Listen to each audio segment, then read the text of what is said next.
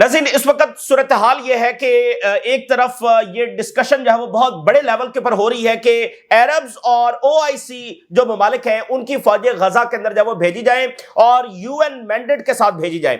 اب اس میں ایک بڑی خبر یہ بھی سامنے آ رہی ہے کہ پاکستان کی فوجیں بھی غزہ میں جو ہے وہ جا سکتی ہیں۔ یہ ایک بڑی ڈیولپمنٹ ہے کہ پاکستان کی فوجیں بھی غزہ میں ڈپلائے ہو سکتی ہیں۔ تو اگر یہ فوجیں غزہ میں ڈپلائے ہوتی ہیں تو پھر ظاہر ہے کہ اسرائیل کو تو پھر یہ نہیں ہوگا کہ یہ فوجیں بھی ڈپلائے ہیں اور اوپر سے بمباری بھی ہو رہی ہے جیسے اس وقت ہو رہی ہے، یعنی ان فوجوں کے ڈپلائے ہونے کے بعد تو پھر وائلیشنز اسرائیل نہیں کر سکتا ہے، تو پھر اسرائیل ان فوجوں کو الاؤ کیسے کرے گا؟ لیکن دوسری طرف یہ ڈسکشن بھی جاری ہے، تو یہ کافی ٹرکی پوائنٹ ہے اور آنے والے دن اس حوالے سے فیصلہ کن ثابت ہوں گے۔ اگر یہ فوجیں چلی جاتی ہیں تو یہ اسرائیل کے لیے ایک اور بڑی ڈیفیٹ ہوگی، اور اسرائیل یہاں پر جو ہے وہ اور طریقے جو ہے وہ تلاش کر رہا ہے سیز فائر کو بریک کرنے کے، اور اس نے لیبنن کے اندر جو ہے وہ ایک اور کام کیا۔ لیبنن میں جو یونائٹڈ نیشن کی فورسز ہیں ان کے اوپر بھی اسرائیل نے اٹیک کر دیا، یہ ایک بہت بڑی اسکلیشن لیبنن، اور یہ وہاں پر پھر کوئی جنگ جو ہے وہ اس کی طرف جو لے کر جا رہے ہیں۔ یونائٹڈ نیشن کی فورسز پر اسرائیل نے اٹیک کیا ہے، کوئی جواز نہیں ہے، اسرائیل کے تمام ایکشنز کا کوئی جواز نہیں ہے، لیکن یہ کافی بڑی جو ہے وہ اسکلیشن ہے۔ تو ریزسٹنس نے غزہ میں تمام جو جماعتوں کی میٹنگ ہوئی ہے اس میں انہوں نے اس بات کو الاؤ کر دیا ہے کہ ایک کمیٹی بنایا جائے جو غزہ کو گورن کرے، اور جو فوجیں ہیں پیس کیپنگ اور UN مینڈیٹ کے ساتھ وہاں پر آ سکتی ہیں۔ تو ظاہر اسرائیل تو یہ نہیں چاہتا ہے۔ تو بات یہ ہے کہ اسرائیل جو ہے وہ اپنی تمام تر طاقت استعمال کرنے کے باوجود حماس کو ڈسارم کرنے میں، حماس کا جو رول ہے غزہ میں اس کو ختم کرنے میں برے طریقے سے فیل ہوا ہے۔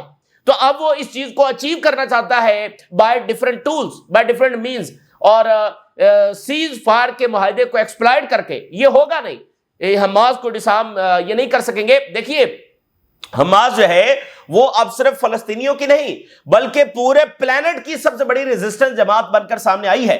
یہ کوئی معمولی جنگ حماس نے نہیں لڑی ہے، اب وہ پورے پلانٹ کی سب سے بڑی ریزسٹنس فورس بن کر سامنے آئی ہے، اور ساتھ ریجن میں بہت بڑی پاور کے طور پر مرج کر گئی ہے۔ وہ امریکہ سے اس طرح سے ٹاک کرتے ہیں کہ عرب گورنمنٹس نہیں کر سکتی ہیں، اور وہ اسرائیل کے ساتھ ٹکرائے ہیں، اور یہ تو اسرائیل کے ساتھ دو ٹوک باز نہیں کر سکتے ہیں۔ تو یہ مطلب حماس کو ختم کرنے تو ان کی دھمکیاں منصوبے وہ جاری رہیں گے، لیکن جیسے وہ 2 سالوں میں فیل ہو چکے ہیں تو اب وہ دیکھیں نا، ادھر بھی تو وہ 1 سال سے لگے ہوئے ہیں نا لیبنن میں بمبنگ کرنے پر، تو حزب اللہ ڈسارم ہو گئی ہے، بلکہ حزب اللہ کی کیپیبلٹیز اور زیادہ بڑھ رہی ہیں، مزید انہوں نے پروڈکشن کی ہے، مزید انہوں نے جنگجو بھرتی کی ہے، تو حزب اللہ اپنی جگہ پر موجود ہے۔ تو یہ اچیو نہیں کر سکیں گے، ایک فل سکیل اگریشن میں جو وہ اچیو نہیں کر سکے وہ اس طریقے سے بھی جب اچیو نہیں کر سکیں گے۔ تو وینزویلا سے بڑی خبر ہے، اور بڑی خبر یہ ہے کہ پہلی بار رشین طیاروں کے وہاں پر لینڈ ہونے کی اطلاع سامنے آ رہی ہے۔ ہم نے آپ کو بتایا تھا کہ رشیا اور وینزویلا کا جو اسٹریٹجک پارٹنرشپ ایگریمنٹ ہے وہ فائنلائز ہو چکا ہے، ریٹیفائی کر دیا گیا ہے دونوں ممالک کی جانب سے۔ اب رشیا کے لیے وہ باؤنڈ ہے وینزویلا کے ساتھ کھڑا ہونے کے لیے، اسٹریٹجک پارٹنرشپ ہوئی ہے۔ تو رشیا کے اب جو پلینز ہیں وہ وینزویلا کے اندر جب وہ لینڈ کرتے ہوئے اس وقت رپورٹ ہو رہے ہیں۔ اس کے ساتھ جو لنڈسے گراہم ہیں انہوں نے یہ کہا ہے کہ ٹرمپ ایشیا کے ٹور سے جب واپس آئیں گے تو اس کے بعد وہ یہ الاؤ کرنے جا رہے ہیں کہ جو وینزویلا کے اوپر لینڈ جو سٹرائکس ہیں وہ حملے جو ہے وہ الاؤ کرنے جا رہے ہیں، جس کا اشارہ تو وہ پہلے دے چکے ہیں، انہوں نے اناؤنس کر دیا کہ ہم گراؤنڈ آپریشن کرنے جا رہے ہیں۔ تو اس کی تیاریاں جاری ہیں، اور جو ہی ٹرمپ واپس آئیں گے ایشیا کے دورے سے تو یہ حملے وینزویلا کے اوپر زمینی حملے جو ہے وہ شروع ہو جائیں گے۔ تو یہ صورتحال بھی آپ کے سامنے رکھیں گے۔ سب سے پہلے غزہ میں جو اسرائیلی پلاننگز ہیں، جو اسرائیلی بومبنگ ہو رہی ہے اور جو وہاں پر فلسطینیوں کے لیے مشکل ترین اس وقت صورتحال ہے وہ آپ کے سامنے رکھتے ہیں۔ مثال کے طور پہ یہ دیکھیے، unexploded bombs killing Gaza people with 60,000 tons buried in the ruins۔ unexploded جو مٹیریل ہے، جو بامز ہیں، کیونکہ اتنے بم انہوں نے گرائے ہیں اور بغیر کسی ٹارگٹس کے گرائے ہیں، بس گراتے چلے گئے ہیں کہ وہ ایکسپلوڈ ہو رہے ہیں، اور اس کے نتیجے میں فلسطینیوں کی کیجوالٹیز جو ہے وہ ہو رہی ہیں، شہادتیں بھی جو ہے وہ اس کے نتیجے میں ہو رہی ہیں، اور بہت بڑی تعداد کے اندر یہ unexploded bombs ہے۔ ایون آپ دیکھیے جو ملبہ ہے وہ ملبے کو ہٹانے لگتے ہیں تو بھی وہاں پر ڈیٹونیشن ہو سکتی ہے، اور ہو رہی ہے۔ پھر ملبے کے نیچے بھی تو بم ہی پڑے ہوئے ہیں نا، تو یہ ایک بڑا خطرناک کام ہے۔ اور پھر یہ والا اسرائیل کا بیان دیکھیے، اسرائیل کہہ رہا ہے، اب دیکھیے یہ کہتا ہے ہمیں اس بات پر بڑا ڈاؤٹ ہے کہ امریکہ کوئی ایسا میکنزم لا سکے جس سے حماس ڈسارم ہو جائے. ایسا امریکہ کوئی ایسا میکنزم نہیں ہے کہ حماس ڈسارم ہو جائے. تو چونکہ حماس ڈسارم نہیں ہوگی تو پھر ہم جو ہے وہ غزہ کو آکوپائی کر لیں گے. The entire sector and will form a military government. تو پھر ہم غزہ کو جو ہے وہ آکوپائی کر لیں گے. وہ کہہ رہے ہیں ہمیں اس بات پر یقین نہیں ہے کہ کوئی ایسا میکنزم تشکیل دیا جائے گا کہ حماس جب ڈسارم. ویسے حماس ڈسارم کیوں ہو جب اسرائیل کا اگریشن جاری ہے اور جب فلسطینی ریاست کی کوئی کمٹمنٹ نہیں ہے. تو آپ دیکھ رہے ہیں کہ وہ ان کا مائنڈ سیٹ آپ دیکھیں کہ کوئی میکنزم بھی نہیں بنے گا، لہٰذا یہ ضروری ہے کہ ہم غزہ کو آکوپائی کریں اور وہاں پر ایک ملٹری گورنمنٹ بنائے. تو بات تو وہیں کی وہیں کھڑی ہے. لیکن یہ ان کی دھمکیاں بھی کام کرنے والی نہیں ہیں. ہم یہ کر دیں گے، ہم ملٹری گورنمنٹ بنائیں گے، ہم آکوپائی کریں. تو 2 سال پہلے 2 سال کے اندر یہ کیا کر رہے تھے؟ یہ تو اس طرح کی باتوں کی اہمیت تب ہوتی ہے جب حملہ ہونے جا رہا ہو اور اس سے پہلے کوئی الٹیمیٹم دیا جائے. انہوں نے جو کرنا تھا وہ کر لیا ہے، اور جو وہ مزید کرنا چاہیں گے وہ اپنی طاقت کا استعمال بروٹل انداز میں، سفاکیت کے انداز میں کریں گے. لیکن یہ دھمکیاں اب کسی کو ڈرا نہیں سکتی ہیں کہ بھائی ان دھمکیوں سے ریزسٹنس جب وہ ڈر جائے گی. تو جو اسرائیل نے کرنا ہے وہ کرے گا اور جو ریزسٹنس فورسز نے کرنا ہے وہ کریں گی. تو یہ آپ دیکھیے الجزیرہ رپورٹ کر رہا ہے disarming Hamas to be done easy way or the hard way. یہ اسرائیل کی لینگویج ایسی رہے گی، یا تو آسانی سے حماس ڈسارم ہو جائے یا پھر دوسرے طریقے سے ہم نمٹیں گے. بھائی کون سے دوسرے طریقے؟ جینوسائیڈ سے آگے بھی کوئی دوسرا طریقہ ہوتا ہے. تو مارکو روبیو صاحب کا بھی دیکھیے، مارکو روبیو صاحب نے ڈیفینڈ کیا ہے جو سیچرڈے کو اٹیکس ہوئے اور کہا کہ یہ وائلیشن نہیں ہے سیز فائر کی. تو یہ جو امریکن رویہ ہے تو یہ اس لیے ٹرسٹ نہیں ہے نا. میں نے آپ کو بتایا نا کہ حملے بھی جاری ہیں، ایڈ بھی اس طرح سے الاؤ نہیں کی جا رہی، درمیان میں امریکہ کی ایسے اسٹیٹمنٹس بھی آ جاتی ہے. تو اور اوورال پھر امریکہ ہی تو ہے جس نے سارا سپورٹ کیا، ویٹو کرتا رہا. آپ کو یاد نہیں ہے جب بار بار امریکہ ویٹو کر رہا تھا؟ تو مطلب ٹرسٹ کرنا جو کافی مشکل ہے. تو دوسری طرف جو ہے وہ یو ایس آفیشل جو ہیں وہ ڈسکس کر رہے ہیں multinational force composition for Gaza. اس میں جناب علی یو این ریزولوشن جو وہ لانے کے اوپر اس وقت کام ہو رہا ہے اور یو این جو ہے وہ اس کو آتھورائز کرے گا. ملٹی نیشنل فورسز غزہ میں جائیں گی اور اس میں جناب علی ٹرمپ صاحب یہ چاہتے ہیں کہ عرب ورلڈ جو ہے وہ فنڈ بھی دے اور فوجیں بھی دے، فنڈ بھی عربز دیں. اور ٹائمز آف اسرائیل نے لکھا ہے کہ international forces to stabilise Gaza could include troops from Pakistan. Pakistan کی فوجیں بھی اس میں شامل ہو سکتی ہیں ٹائمز آف اسرائیل کی خبر کے مطابق. ظاہر ہے کہ فلسطینی چاہتے ہیں کہ پاکستان کی فوج بھی وہاں پر ہو، ٹھیک ہے نا. تو اگر پاکستان کی فوج وہاں پر ہوگی، اس کے ساتھ جب ملیشیا نے کہا ہے کہ ready to deploy peacekeepers in Gaza. دیکھیں یہ کوئی شغل کی بات نہیں ہے. یہ جو فوجیں جائیں گی ان کے اوپر بہت بھاری ذمہ داری ہوگی. اگر اسرائیل وہاں پر کوئی ہینکی پھینکی کرتا ہے تو یہ گارنٹر بن کے وہاں پر جا رہے ہیں. یہ پھر ایسا نہیں ہو سکتا کہ یہ چپ کر کے بیٹھے رہیں گے فلسطینیوں کے اوپر، جب اسرائیل چاہے گا وہ اٹیک کر لے گا. جیسے یو این فورسز جب وہ لیبنن میں بیٹھی ہوئی ہیں، اسرائیل بمباری کر رہا ہے لیکن وہ کچھ بھی نہیں کر پا رہی. یہ ایسا نہیں ہوگا. دیکھیں عرب اور او آئی سی کی فوجیں اس لیے جا رہی ہیں، اس میں کوئی ویسٹرن فوجیں نہیں ہیں. تو یہ گارنٹر کے طور پر جا رہے ہیں. یہ چل نہیں سکتا کہ اسرائیل پر حملہ کرے اور یہ چپ کر کے بیٹھے رہے. تو یہ ایک بڑا ڈیسائیڈنگ معاملہ ہوگا فلسطینیوں کی سلامتی کے لیے کہ اگر یہ فوجیں جب وہاں پر جاتی ہیں. تو یہ ڈسکس ہو رہا ہے پاکستان، ملیشیا. اسرائیل کو آذربائیجان پر کوئی اعتراض نہیں ہے، آذربائیجان کی فوجیں بھی وہاں پر ہوں گی چونکہ آذربائیجان کے ساتھ ان کے کافی اچھے تعلقات ہیں اور آذربائیجان سے جو تیل ہے وہ بھی آتا رہا ہے اور ان کے بہت سارے پروجیکٹس بھی ہیں.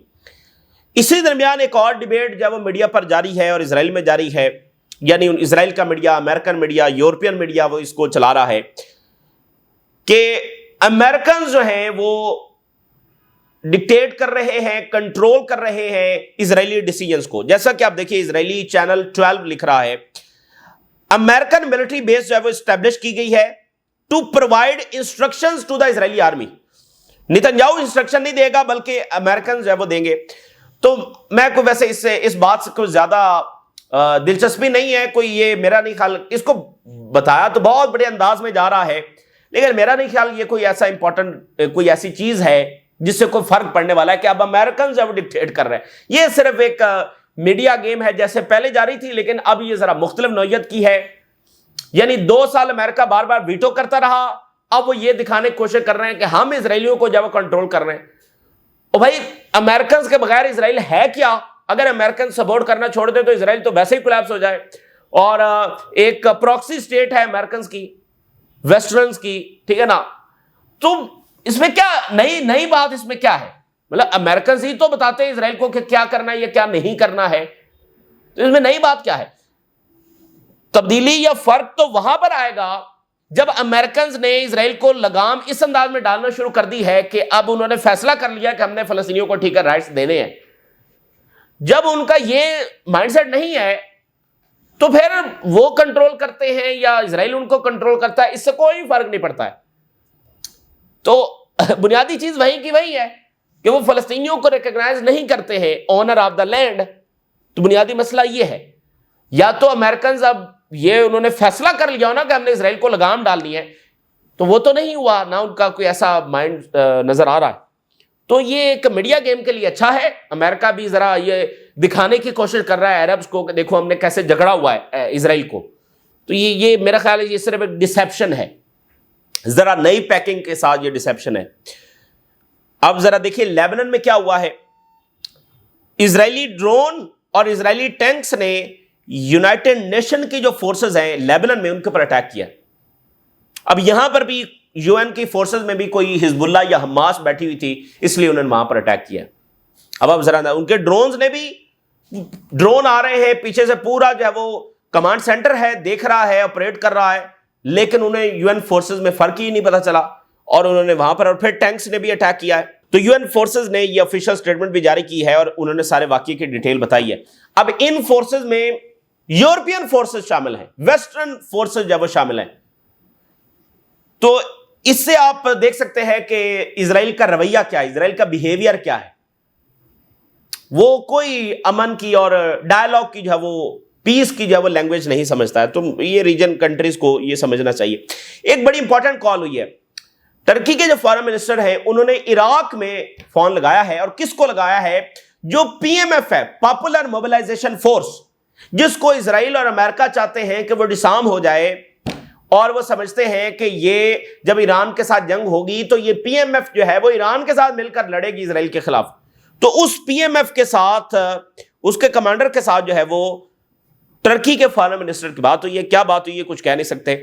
حزب اللہ کے جو سیکرٹری جنرل ہیں ناظرین, انہوں نے ایک انٹرویو دیا ہے آفٹر مینی منتھس, اور انہوں نے جو اسرائیل کے ساتھ جنگ ہوئی تھی اس کی ڈیٹیلز بتائی ہے کہ کیا ہوا تھا, کیسے وہ لڑے ہیں, کیسے انہوں نے اسرائیل کو جب وہ کنفرنٹ کیا ہے. تو کچھ ڈیٹیلز میں آپ کے سامنے رکھتا ہوں. انہوں نے کہا کہ جب حزب اللہ کے کمانڈرز اور سب سے بڑھ کر سید حسن نصر اللہ جو ہے وہ شہید ہو گئے, تو یہ حزب اللہ کے اوپر سب سے مشکل ترین ٹائم تھا. تو انہوں نے کہا کہ جب ہم نے حملے کرنے جب اسرائیل پر شروع کیے تو ہم اپنی جو ایکچوئل کیپیسٹی تھی اس سے لیس کیپیسٹی کے اندر, اس سے لیس کیپیبلٹی میں آپریٹ کر رہے تھے. یعنی ایک دھچکا لگا تھا, چونکہ ٹاپ لیڈرشپ جو ہے وہ سب کی سب ختم ہو گئی تھی, تو ہماری کیپیبلٹی کو بڑا سویر جھٹکا لگا, اور ہم ایکچوئل کیپیبلٹی سے جب ہم نے اسرائیل کے ساتھ جنگ کا آغاز کیا تو ہم بہت لیس کیپیبلٹی میں ہم نے آغاز کیا. اور پھر اس میں سب سے امپورٹنٹ بات یہ تھا کہ حکمت عملی کیا ہوگی, کس حکمت عملی کے ساتھ اٹیک کرنا ہے. کیا تل اویو کو بھی ہم نشانہ بنائیں گے؟ یہ معمولی چیز نہیں ہے. مڈل ایسٹ کی کوئی طاقت جو تل اویو کو نشانہ بنائے, اسرائیل پھر ظاہر ہے کہ اس کو پھر ایگزسٹ نہیں کرنے دیتا, اور تل اویو کو نشانہ بنانا کوئی معمولی چیز نہیں ہے. تو جناب علی, ہم نے یہ فیصلہ کیا کہ ہم اس کو بھی نشانہ بنائیں گے, اور پھر ہم نے یہ فیصلہ کیا کہ اگر ہم نے بروٹل وے میں اٹیک کیا, یعنی سیویلینز کو نشانہ بنایا, چونکہ صدمہ تو بہت بڑا تھا اور اسرائیل سیویلینز کو نشانہ بنا رہا تھا, تو لیکن اگر ہم نے بھی ایسا ہی کام کیا تو اسرائیل کو مزید جواز ملے گا, اور اسرائیل مزید وائلنٹ وے کے اندر, مزید وائلنٹ انداز کے اندر جب وہ بیہیو کرے گا. تو اسی لیے ہم نے بڑا کیئرفلی جو ہے وہ صرف پرسیژن کے اوپر فوکس کیا. ہم نے جو ہے یہ حکمت عملی بنائی کہ ہمارے جو ٹارگٹس ہوں گے وہ صرف اور صرف ملٹری ٹارگٹس ہوں گے. صرف ملٹری ٹارگٹس کو ہم پرسیژن کے ساتھ جب نشانہ بنائیں گے تو وقت کے ساتھ ساتھ پھر جو لیڈرشپ جو ہے وہ ریپلیس ہوتی گئی، نئے نئے کمانڈرز آتے گئے، تو پھر ہماری کیپیبلٹیز بھی جنگ میں ایکسپینڈ جو وہ ہوتی رہی. اور اس میں انہوں نے ایک اور جو سب سے امپورٹنٹ بات کی ہے، جو مستقبل کی جنگ کے لیے امپورٹنٹ ہے سمجھنا، انہوں نے کہا کہ اس وقت سب سے زیادہ غور کس چیز کے اوپر ہو رہا تھا؟ وہ اس چیز کے اوپر ہو رہا تھا کہ ہم اسرائیل کے ساتھ ایک لمبی کنفرنٹیشن کیسے یقینی بنا سکتے ہیں. یعنی آپ سارا اسلحہ چلا دیتے ہیں تو پھر بعد میں کیا کریں گے؟ تو یہ سب سے امپورٹنٹ بات یہ ہے کہ ان کو پتا تھا کہ بھائی ہم نے ایک لمبی جنگ لڑنی ہے، اس کے مختلف فیزز ہوں گے، تو ہم نے کیسے یہ جنگ لڑنی ہے کہ اپنے جو ریسورسز ہیں ان کو آخر میں بچا کے رکھنا ہے. تو انہوں نے کہا کہ ہم اس میں جب وہ کامیاب ہوئے ہیں، اور انہوں نے یہ بات کی کہ جو باہر سے دیکھ رہا ہوتا ہے وہ جنگ کو کسی اور انداز میں دیکھتا ہے، لیکن جو جنگ لڑ رہے ہوتے ہیں ان کو پتا ہوتا ہے کہ ان کے لیے کیا آپشنز ہیں، کیا ان کی کیپیبلٹیز ہیں، اور کیا حکمت عملی ہونی چاہیے. تو ہم نے وہی کیا جو کرنا ضروری تھا. تو یہ ان کا بڑا زبردست انٹرویو جو ہے وہ آیا ہے. اور آسٹریا یورپ کا کنٹری، اس کے چانسلر یہ کہہ رہے ہیں کہ اسرائیل کو یورو ویژن سے بین نہیں ہونا چاہیے، اور انہوں نے کہا کہ کسی صورت ہم یہ الاؤ نہیں کریں گے کہ اسرائیل کو بین کیا جائے، اسرائیل کو الاؤ کرنا چاہیے یورو ویژن کے اندر. جناب علی، وینزویلا سے خبر یہ ہے کہ رشین جو پلینز ہیں وہ وہاں پر لینڈ کر رہے ہیں، اور اسٹریٹجک پارٹنرشپ ہو چکی ہے. اور پہلی بار اب یہ ہو رہا ہے کہ رشین پلینز، ہو سکتا ہے پہلے بھی آئے ہو، لیکن اب یہ جو خبر سامنے آئی ہے، Russian plane carrying unspecified cargo lands in Venezuela. Russian operated cargo plane landed in Venezuela. اور اس میں ظاہر ہے کہ اسلحہ، اور اس کے ساتھ ساتھ جب وہ وینزویلا کی جو لارج ملٹری ایکسرسائزز ہو رہی ہیں اس میں بھی زیادہ سے زیادہ جو اسلحہ ہے وہ رشیا کا ہے، اور اس کے اندر جو رشین میڈ فائٹر جیٹس نے بھی حصہ لیا ہے. تو ایک اور خبر کے مطابق وہ رشین ایئرکرافٹ جو ویگنر گروپ کے ساتھ منسلک ہے وہ وہاں پر جب اترا ہے. اور وینزویلا نے یہ کہا ہے کہ ہم نے کچھ مرسنریز کو گرفتار کیا ہے جن کا لنک CIA کے ساتھ ہے. یعنی اس وقت جنگ تو شروع ہو چکی ہے، دیکھیں نا، آخری اس کی جو انتہا ہے وہ فل سکیل انویژن ہے، لیکن دیکھیے انٹیلیجنس آپریشن شروع ہو چکے ہیں، سٹرائکس شروع ہو چکی ہیں. دیکھیے امریکہ کا صرف یہ اتنا اناؤنس کر دینا کہ ہم یہ رجیم تبدیل کرنے جا رہے ہیں، یہ جنگ کا آغاز ہوتا ہے. اس کے بعد تمام فورسز جب وہ ان کو گرین لائٹ چلی جاتی ہے، فوج کو گرین لائٹ چلی جاتی ہے کہ اس کا تختہ الٹ دو. اب دیکھیں نا، پریزیڈنٹ مڈورو کے اوپر انہوں نے $50 ملین کی باؤنڈری رکھ دی ہے، تو مطلب جنگ تو انہوں نے چھیڑ دی ہے. ان کی فوج دروازے پر آ کر بیٹھ گئی ہے اور ہر اس موومنٹ کو سپورٹ کرے گی جو مڈورو کا تختہ الٹے یا اس کو ان کو جب اسیسینیٹ کرنے کی کوشش کرے. تو یہ جنگ تو شروع ہو گئی ہے، اس کی انتہا فل سکیل انویژن ہے، لیکن رجیم چینج کی جو جنگ ہے اس کا آغاز ہو چکا ہے. انٹیلیجنس آپریشنز ہو رہے ہوں گے، سارا کچھ تو ہو رہا ہے. تو انہوں نے جناب CIA سے لنکڈ وہ کہہ رہے ہیں کہ ہم نے لوگوں کو پکڑا ہے. سینیٹر لنڈسے گراہم جو کہ ڈیپ اسٹیٹ کا بہت بڑا یہ کردار ہے، بہت بڑا فیس ہے، اور بہت ساری جنگوں میں پیش رہا ہے، عراق، شام، یہ ساری جنگوں میں، اور اسرائیل کا بہت بڑا سپورٹر ہے. اس نے کہا کہ ٹرمپ صاحب جو ہی ایشیا کے دورے سے واپس آئیں گے اس کے بعد وہ کانگریس کو بریف کرنے جا رہے ہیں وینزویلا پر حملے کے حوالے سے. ابھی تک ٹرمپ نے کانگریس کو بریف نہیں کیا. یہ بڑی امپورٹنٹ بات ہے کہ کانگریس کو اگر وہ بریف کرنے جا رہے ہیں تو اس کا مطلب ہے کہ حملہ ہونے جا رہا ہے. تو لنڈسے گراہم کے مطابق وہ کانگریس کو آ کر بریف کریں گے اور اس میں وہ یہ بتائیں گے کہ ہم سی سے اب لینڈ پر جب اسٹرائک کرنے جا رہے ہیں. تو اس نے کہا کہ یہ جو مڈورو ہے یہ زیادہ دیر اب ٹکنے والا نہیں ہے. لنڈسے گراہم کے بڑے متکبرانہ جو الفاظ ہیں. اور اس وقت جب امریکہ کے اندر کچھ مزاحمت بھی ہے، کچھ ڈیموکریٹس اور کچھ ریپبلکن جو وہ چاہتے ہیں کہ یہ جنگ جو ہے وہ اچھی نہیں ثابت ہوگی، لیکن بہرحال ٹرمپ جو ہے وہ ایسا لگتا ہے فیصلہ کر چکے ہیں. تو اب اس میں ٹرکی صورتحال یہ ہے کہ اگر وہ حملہ کریں گے، مثال کے طور پہ جیسے وہ ایک ایک کشتی کو نشانہ بنا رہے ہیں، اگر انہوں نے کوئی سٹرائکس لانچ کر دی وینزویلا پر، پہلا جب حملہ ہوگا وینزویلا پر، مثال کے طور پہ 5 7 2 4 انہوں نے سٹرائک کی ہیں، آگے سے وینزویلا کا کیا رسپانس ہوگا؟ اگر وینزویلا کچھ رسپانس نہیں کرتا اور صرف سٹیٹمنٹ جاری کرتا ہے تو امریکہ کو انکریجمنٹ ملے گی، اور اگر وہ جواب دیتے ہیں تو جواب کہاں دیں گے؟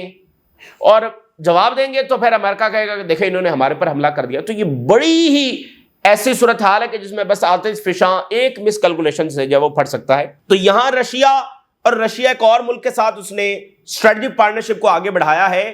مالی جو کنٹری ہے، مالی بڑا زبردست ملک ہے، لیکن ظاہر ہے کہ افریقہ کا ملک اور ویسٹرن انفلوئنس، تو مائننگ سیکٹر کے اندر اور آئل کے اندر مالی، برکینا فاسو، نائجر یہ اس وقت ایک ہی پیج پر ہے ان کی لیڈرشپ، اور رشیا وہاں پر بہت زیادہ متحرک ہے. تو وہاں پر بھی یہ پارٹنرشپ جو وہ ہوئی ہے.